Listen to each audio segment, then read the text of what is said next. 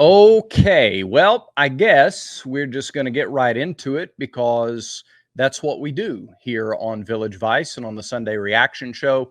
That is Taylor Korn. I'm Brad Law. That was not expected Saturday. And I say, you know what? Let me stop. I say that wasn't expected. We have some people who commented on Thursday's Village Vice that said, guys, you're being way too overconfident. I think we still have some issues here. The offensive line's still an issue, and don't quite think Peyton is where he needs to be yet. He missed a few throws last week, and this is going to be a really tough game. And those people were right, and man, I was wrong, and just about everybody else was wrong about Saturday. Taylor, what are your thoughts? But I mean, yes, we still have issues, but that is not, working out kinks, working out some of the problems. I think ideally would have looked a lot different than that. You can still be working out problems and not, that was pathetic. It was pathetic. And it's not like, I don't know if it was in a press conference or it was just someone was talking to a source inside the program, said Hugh Freeze has been so intense all week. He's been so intense, and this week has seemed like it was a good preparation week for this game. And that made me feel really good because obviously you don't ever want to look ahead. And then the momentum coming off last week, yes, the competition, we know that it wasn't great, but that wasn't a couple mistakes. That was not a couple mistakes. That was 60 minutes of horrible football. Yeah. You don't have to hold back either. If you wanted to say other stuff, you can do that. This is a safe space to do it. Yeah, that's one of the things that was addressed Monday in the press conference last week was that this game was a chance to really show how different things were. And that's what everybody was basing their really confident picks on was, all right, offensive line is better and Peyton is better and the scheme is better and the wide receivers are better. And I do still think that a lot of those things are in place. I just think maybe we didn't like there are a couple of things. They're better, but they're still not perfect. They are still capable of breaking down. And clearly we saw that way too often. We also probably didn't give enough credit to Cal and their pass rush. Although we said their pass rush is very good, it's a legitimate concern, especially when the one area the head coach who never holds back and sugarcoats says is making him uncomfortable is the tackle position. Neither left tackle was effective, and then the starting right tackle was injured during the game. So you're dealing with left tackles who haven't grabbed the position yet and shown that they can anchor it consistently. And then you have a backup right tackle who was not brought in to start. He was brought in to provide depth. And I don't know. It was just to your point, the coaches recognized the opportunity. And for whatever reason, it didn't come together. By the way, today's show is brought to you, as all shows are, by mybookie.ag. Go to mybookie.ag, use promo code NEXTROUND. They're going to double your initial deposit. They're going to double it, which is incredible of the folks at mybookie.ag. So help kick off the football season with the presenting sponsor of Village Vice, mybookie.ag. Okay. Where do we start? I'll tell you, I can start on defense.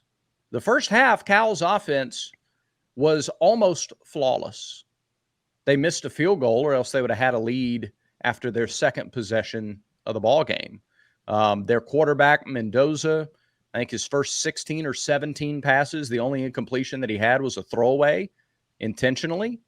They used the Diego Pavia, Jerry Kill formula, which is take 7 yards.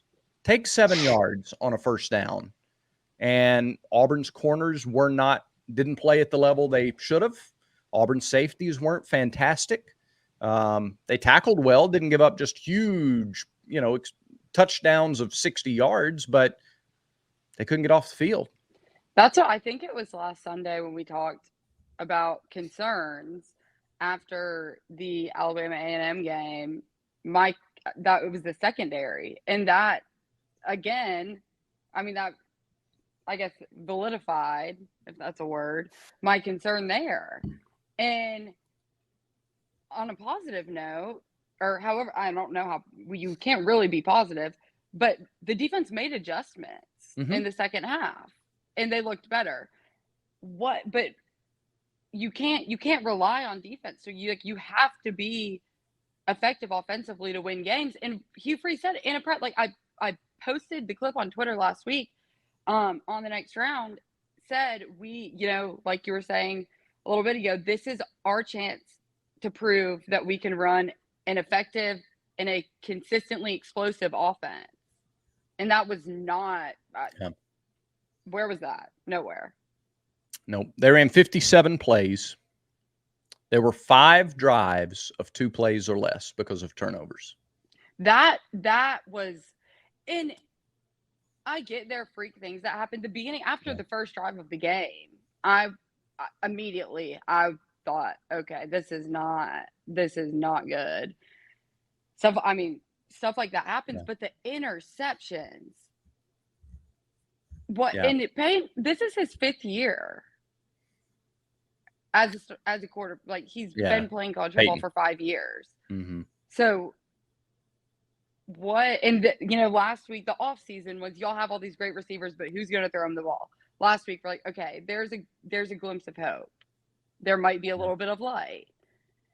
And he didn't look at it, and it's way too early in the season to have one of these slip up games, in my opinion. And it's not, you just got outplayed. It's not like you don't have the talent. You have the talent. You just didn't perform. Yeah. Well, that's the question going forward. And here's what I would want to try to do. All right. Don't do what some of us probably did last week.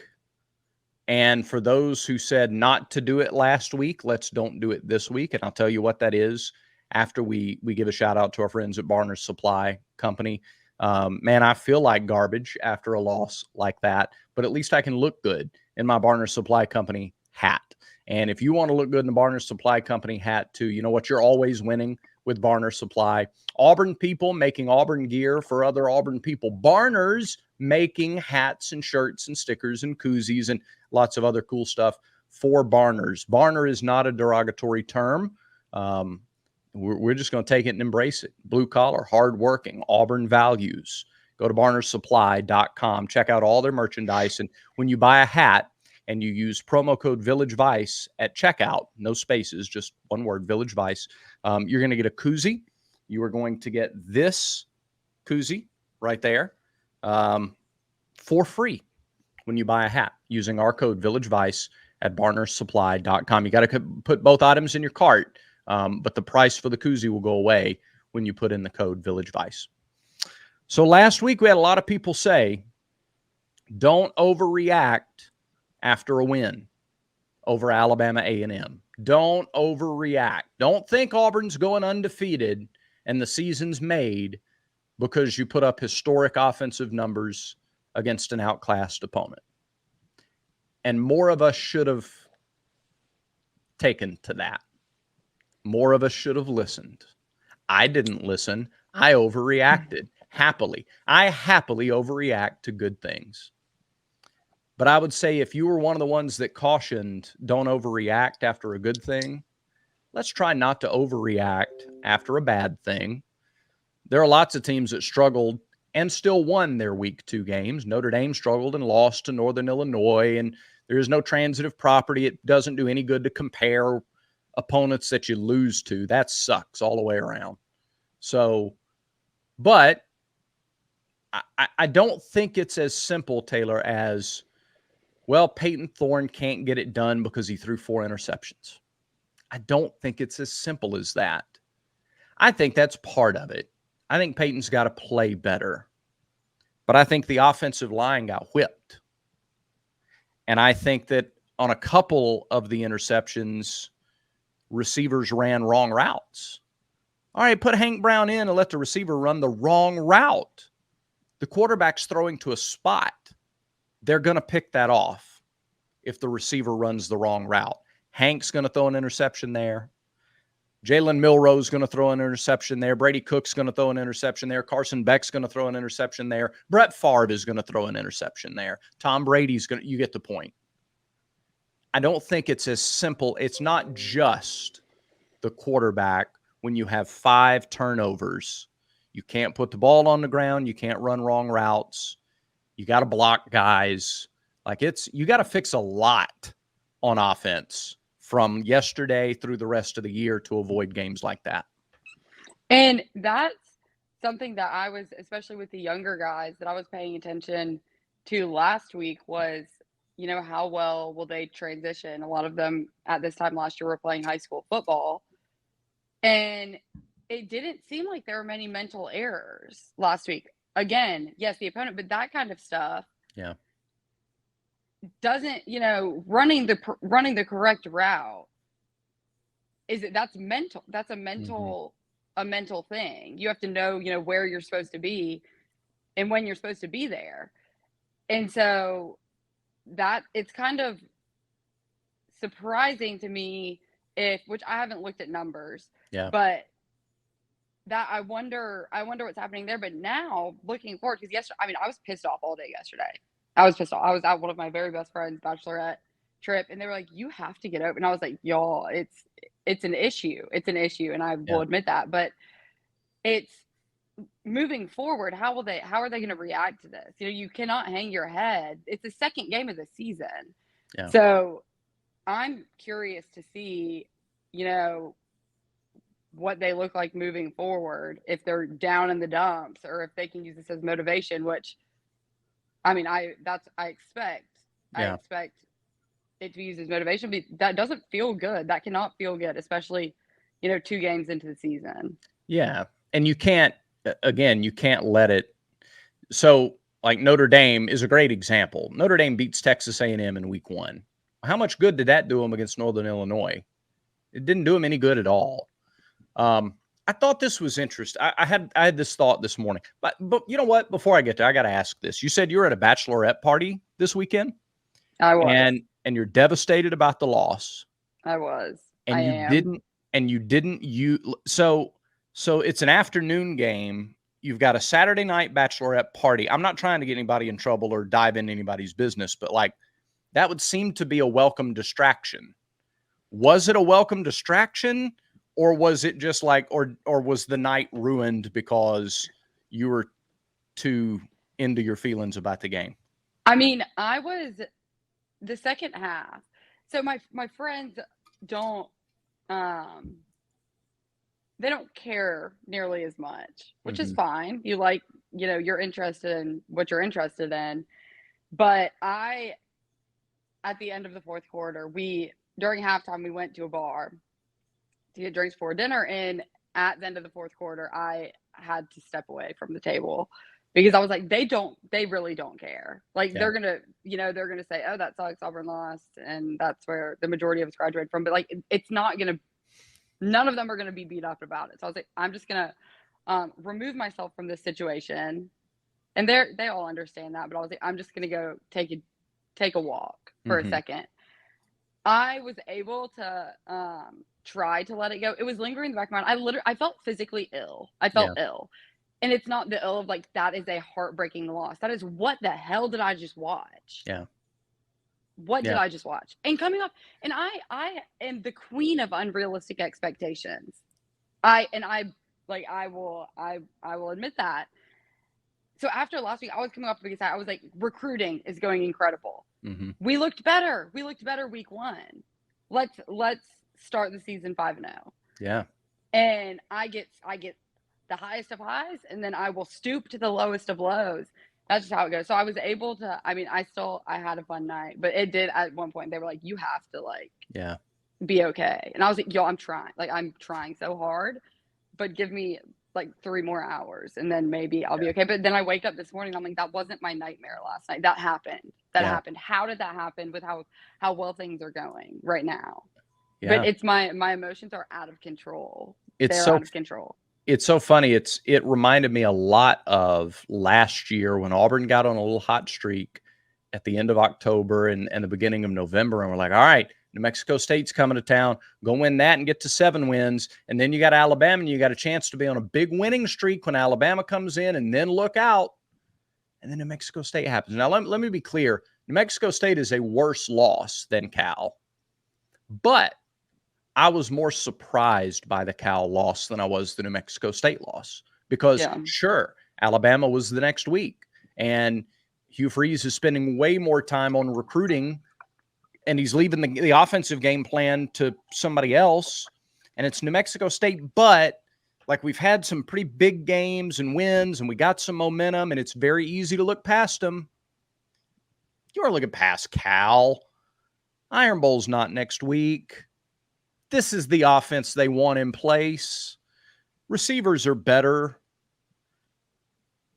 You couldn't, again, this is not a worse loss than New Mexico State, but I'm far more surprised by it.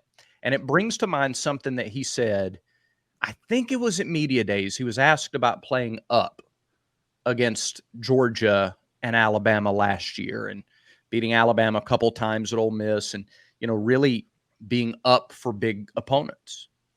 And he offered, again, he's very candid, and we love that about Hugh Freeze, but he said, I need to do a better job, but maybe I need to do, I don't remember exactly the words, and I'm not trying to twist it to what I want to say, but what he said was something to the effect of, maybe I need to do a better job of playing or of having our guys at the same level for every game. Because that really did feel like, for whatever reason, the offense just wasn't prepared. Either they were prepared on the first drive. Peyton Thorne made some NFL throws on the first drive. And Rivaldo Fairweather and Cam Coleman and KLS made some big-time catches on the first drive. But after that, it was disjointed from the second drive of the game. Once they went for it on fourth down, had a couple incompletions in a row around midfield, and turned the ball over, they were losing the field position game. They were losing the first down battle. Cal made play. They gained positive yardage on first down. Auburn didn't. They were disjointed the whole game after that first touchdown drive. And maybe it is fair that the head coach says himself, our guys sometimes don't have the same intensity for every game like we do the big games. And that's something to work on. And I think that is human nature to an extent. When, the Iron Bowl, for example, Georgia, there's going to be more hype around those games because of what they are. Mm-hmm. And I don't have any sort of data to back this up, but I just feel like it was so early in the season to have such a fluky game like that. If we have the potential to be as good as everyone seems to think, and it's not just Auburn people saying, they could be really good this year. The team could be a lot better. Yeah. It's the game day. It's everyone is saying, watch out for Auburn. Not saying that they're gonna win a national championship, but in relation to the past few seasons, it's the national people saying it too. Mm-hmm. And I just feel like later in the season, there's probably, there's some fatigue. There's exhaustion from the season. And I feel like those fluky games are more likely to happen at that point. But the second week of the year, come on. Yeah. And it wasn't just a couple players having a bad game. It was everything seemed off. And I didn't even know what to think about it. It just nothing was, and it wasn't just like it wasn't falling our way. It was mistake after mistake after mistake. Yeah. And look, Cal led the country in turnovers last year. Led the country. Not they had a good year. They were pretty good at it relative to whatever. They were the best in the country at forcing turnovers last year. And they, I think, only have one turnover through their first 2 games this year. So ball security is a strength of theirs. We didn't expect special teams to be as much of a strength. Auburn started 2 drives at the 2-yard line. And again, you just can't look, I know it's cliche, but you can't turn the ball over 5 times and win very many games. Auburn had a lot of chances. They turned it over 5 times. Cal missed 2 field goals in the game. There were chances for this to be a lot bigger a score than it was. All those problems. And then Auburn had 2 or 3 possessions in the fourth quarter with a chance to tie the game. And then the turnovers, reared their ugly head again. So, well, and that's the score. I'm surprised that there wasn't a bigger gap. Yeah. Because we did, like, there were chances. There were so many opportunities. And like you said, missed field goals. Starting from the 2-yard line, obviously it isn't ideal, but you're going to be put in those situations. When you're playing, when conference play starts, you're going to be playing some of the best teams in the country. Yeah. You're going to be playing elite competition. Cal's, Yeah. they had a great game and they took advantage of Auburn's slip-ups. But the competition's only going to get better. Yeah. So, I mean, I'm not saying the next few weeks, but once you get into the thick of the season, competition's going to get better. So you have to learn how to capitalize when you have the opportunities, because sometimes you're going to have to start from the 2-yard. Like you have to be able to adjust.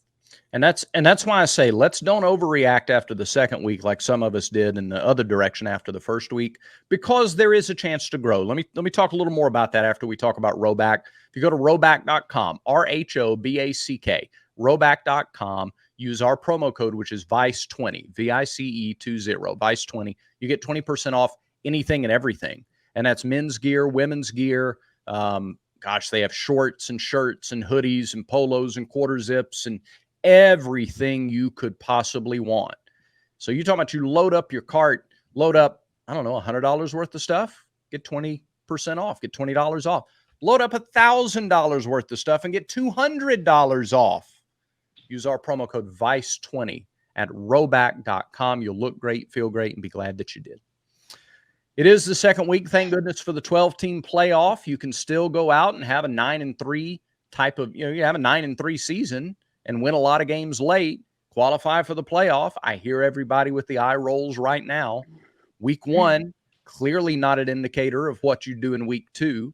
Therefore, week 2 does not have to be an indicator of what will happen in week 3 or 6 or 9 or 12 or any other week of the season.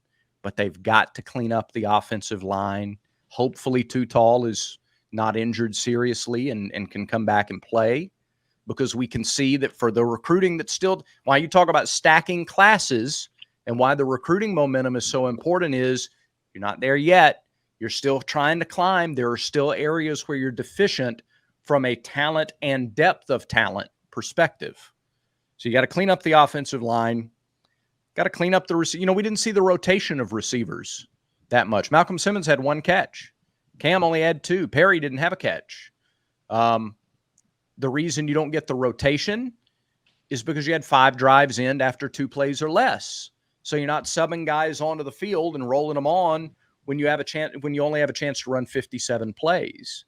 So the receivers have to be cleaner. Line has to be cleaner. Jarquez can't put the ball on the ground. Peyton's got to be better. Like every single position group has something that they can look at from this game and go, I'm gonna improve personally so that everybody on the team achieves more. They've got to do that going forward, or else it will be clearly a much longer season than any of us thought. But it doesn't have to be if you go in and you fix those issues. Which I feel like this is, you can look at previous years and I guess not really analytics, but just what's happened in the past. But I guess it's also sort of opinion based, because I think Zach said something earlier this offseason about, I don't really think that wins and losses will directly correlate this season with, how well the staff's able to recruit, which losing isn't going to help, but I guess the pitch that's being sold to a lot of these guys is, you can come here, you can have an immediate impact and be the start of something special. But there were some big names on campus yesterday. So what do you think this game did, in terms of where Auburn stands with a lot of those guys? Because we obviously have positions of need moving forward. Yeah, I think it's a good question. I think it all depends on the pitch. If the pitch is, look, we've already started this journey and look at where we're going, then it's not a good look. If Right. the pitch is, we still got a ways to go. Look, we've started it, but the train really hasn't left the station yet. And now you can see how badly we need people like you and guys with your talent at your positions and that kind of thing. They're not, I mean, nobody, there's a reason that Auburn wasn't ranked to start the season. There's a reason some people thought Auburn was 10th or so, and everybody thought that was too low. And I still think that can be too low. Again, I'm still very high on what this team can be. Week 1 didn't impact week 2. Week 2 doesn't impact week 3. All those things are absolutely true. Now, you have to do some things a little differently now. You can't lose to Oklahoma. Can't lose to Arkansas. Arkansas looked good, by the way, at Oklahoma State. Travis Williams and that defense shut Oklahoma State down for almost the entire first half. They just didn't have enough offense to finish the job, but they can run the ball better. Their defense is a little better. I think what it shows us is we got to stop with these. Well, you're probably going to start the season 5-0 or 4-0, or you're probably going to win those 4 or 5 games in a row and build a little momentum. No, probably can't do that anymore. Probably have to go 1 week at a time. Probably have to focus on New Mexico and make sure you beat New Mexico, and then focus on Arkansas and make sure you beat Arkansas. And then you can look at Oklahoma.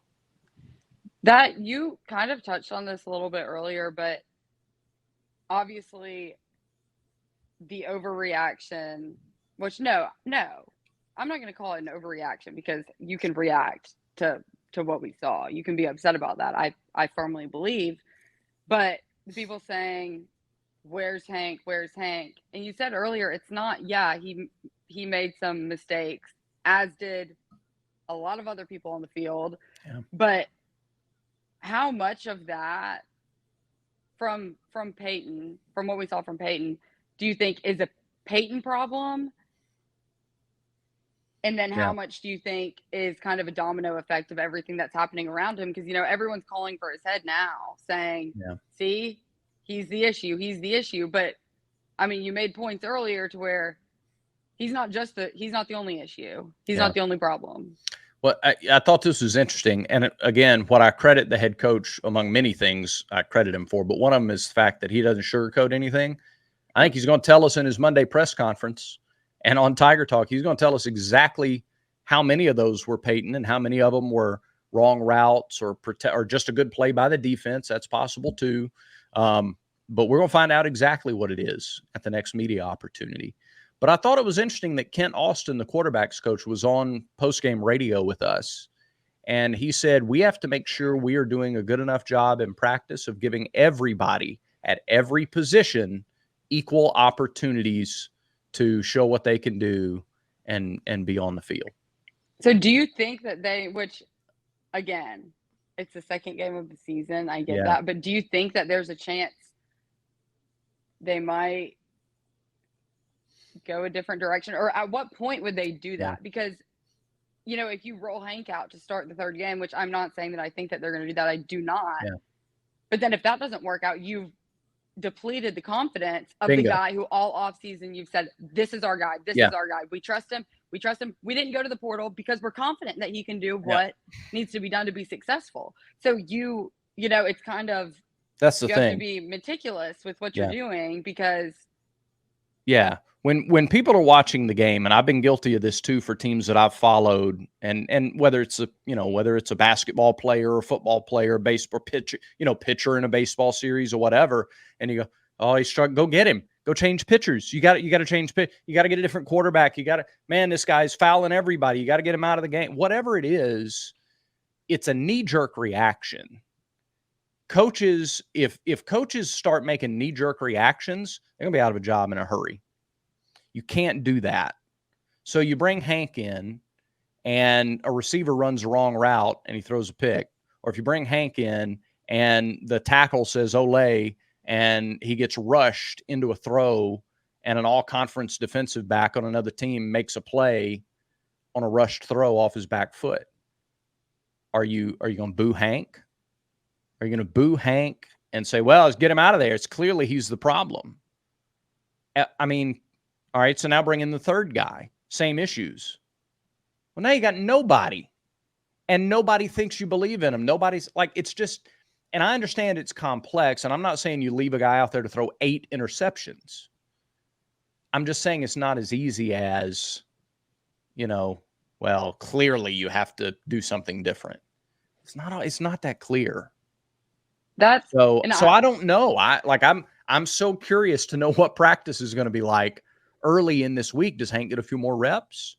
Or do they go over it in film and they go, this shouldn't have happened. Nobody's perfect. Go do better, Peyton, going forward. And you give him and he's earned the chance to do that.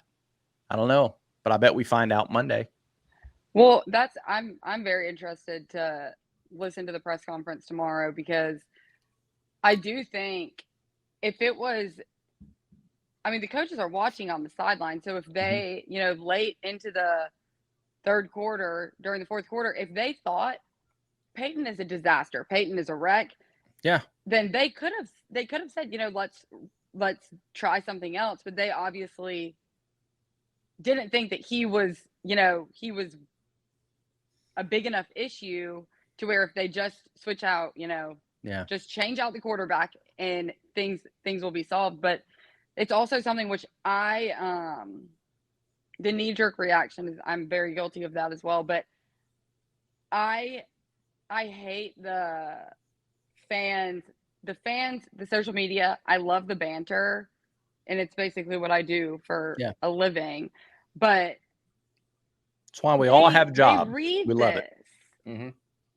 And so it's also like, yes, you're frustrated, but like you're saying, it's a lot more complex than what we see just sitting here watching on the TV. Because what were their responsibilities on, the third drive of whatever game? We might not know that, but it's just the support. They still need to feel like they're supported by the fan base. Yeah, they're more disappointed in themselves than we are in them. But that, I hate seeing that kind of stuff, which, I mean, I'm guilty of expressing my frustrations as well. But I don't know. I'm very interested to see how this week goes practice-wise. I think they can take criticism. I think that part of it is fine. I don't know that they really feel it all that much. But where should the criticism go? It's not just as easy as 4 interceptions, pull them out, got to make a change. Right. It's not that easy. Now, Hugh may come into press conference tomorrow and go, we looked at the tape, 3 of the 4 were Peyton's fault, and as a result, we're going to split reps in practice this week, and may the best man win. He might. Yeah. Or he might come out and say one of them was Peyton's fault, and one was a great play by the corner, and another was because he got rushed because we didn't block a guy, and the other one was because the receiver ran a wrong route, and we've got to do a better job as an entire offensive staff of making sure that all 11 of our offensive players on the field are doing their job at the right time. Because if there's one breakdown, there's a chance for a turnover. And I feel like a lot of the spotlight is obviously on the quarterback a lot. They get a lot of praise. They also receive a lot of the criticism. And then going into this season, it was multiplied because the quarterback is a question. It has been. That's not something that anyone came into the season feeling uber confident in, and rightfully so, because we haven't seen, play on the field that would lead us to, to go without doubt or go without concern. So I think that's fine, but the spotlight's already on the quarterback, no matter what team you're on. Yeah. And then take into consideration everything else that's happened, and that's multiplied. And then that was just not what anyone needed to happen tomorrow, coming off, such positive energy after week 1. I'm trying to be okay. I'm trying really hard. Are you ready for Dunaway tomorrow? No, I texted him. Well, pregame, I went into the chat just to say hello. And the first 4 things I read were talking about how my reaction after I would do postgame with them after losses last year. And I was immediately like, what in the heck did Dunaway just say? Because they're not just talking about this for no reason. And Lance was like, Yeah, he said there's absolutely no way that they lose this game. And I always get so pissed off when he talks like that about Auburn because he knows the power that he holds. We saw what happened with Yale. He knows the power that he holds. And after that game, I mean, I will text him and I'm like, keep the name out of your mouth. You know what you do, and you think that it's funny. Yeah. It's not funny because it actually like it really negatively impacts my mental health. Yeah. So I think that you think my reaction's funny, but I texted him right after the game. I can't remember exactly what I said, but something along the lines of, I hope that you know that I completely blame this on you. So just sleep on that tonight. Can you do that does it work in reverse? Can you talk about them going up to Wisconsin and winning by 30? No, Dunaway has this weird Yeah. power that he holds. And it's not just with Auburn, it's with like a player. He'll say that this is going to be my breakout player of the season, and they tear their ACL the next day.